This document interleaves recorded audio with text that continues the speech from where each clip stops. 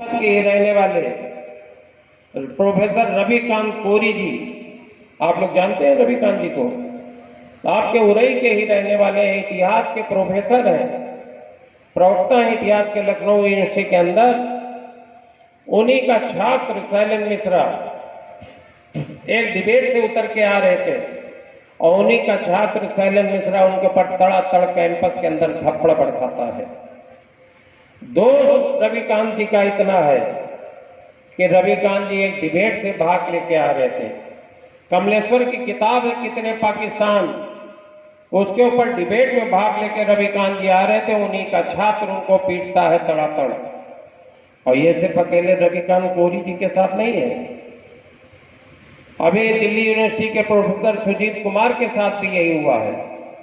अभी प्रोफेसर सुजीत कुमार को उन्हीं की छात्रा दीपिका झा पीटती है बुरी तरीके से, बार बार थप्पड़ मारती है, चेंबर के अंदर उनके बार बार थप्पड़ मारती है। छोटी सी बच्ची अपने पिता समान गुरु के ऊपर थप्पड़ बरसाती है। और एबीपी न्यूज वाले जब उस लड़की का इंटरव्यू लेते हैं तो लड़की बड़े अभिमान के साथ कहती है कि मैं भारत की बेटी हूं, मैं भारत की बेटी हूं, मैं भारत की बेटी हूं।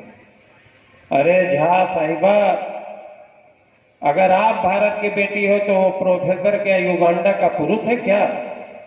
जिस पिता समान प्रोफेसर पे आप थप्पड़ बरसा रही हैं वो क्या युगांडा का पुरुष है? प्रोफेसर रतन लाल के साथ यही बर्ताव हुआ, लेकिन ये इन लोगों के साथ क्यों हो रहा? भारतीय जनता पार्टी दिखाना चाहती कि वंचित समाज के लोग, कमजोर जातियों के लोग, तुम पढ़ लिख के कितनी भी महत्वपूर्ण जगह पे बैठो, कहीं भी किसी भी सीट पे बैठो, तुम्हारे ऊपर जूते चप्पल बरसा के तुम्हारी इज्जत उतार के कभी भी तुमको हम नीचा दिखाने का काम कर लेंगे। आज आप कल्पना करो, महिला आरक्षण के ऊपर राहुल जी का पुतला फूंका जा रहा पूरे देश के अंदर। और यही महिला आरक्षण जब आया था 2023 में तो एक स्वर में 543 एमपी ने इनका समर्थन किया था, 543 के सहमत थे, एक राय से महिला आरक्षण लागू कर दिया गया था। लेकिन महिला आरक्षण पास होने के बाद इनको दोबारा ये करने की जरूरत क्या पड़ी?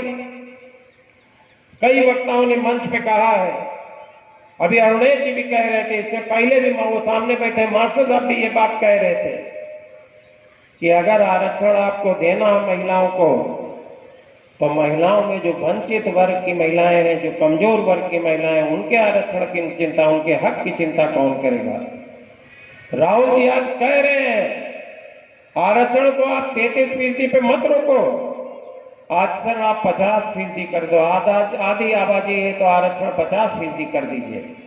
लेकिन आरक्षण के अंदर अनुसूचित जात के पिछड़े वर्ग लोगों के अल्पसंख्यक समुदाय की महिलाओं के लिए भी जगह सुनिश्चित होनी चाहिए।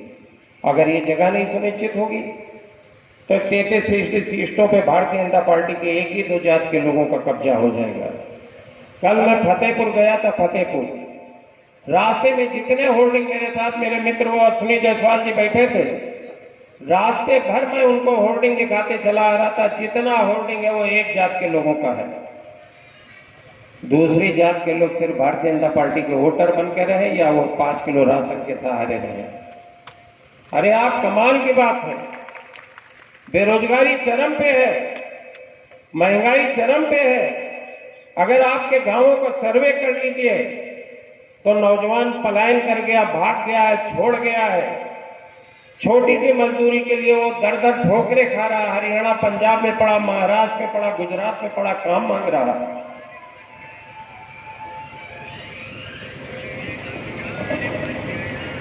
कौन पलायन कर रहा? आपके लोग हैं हरियाणा पंजाब में? नहीं है, नहीं। हम देख रहे लोगों को, मतलब ऐसा आए तो आप फूल सिंह जी के समर्थन में हो और फूल सिंह जी को विधायक बनाने आए हैं।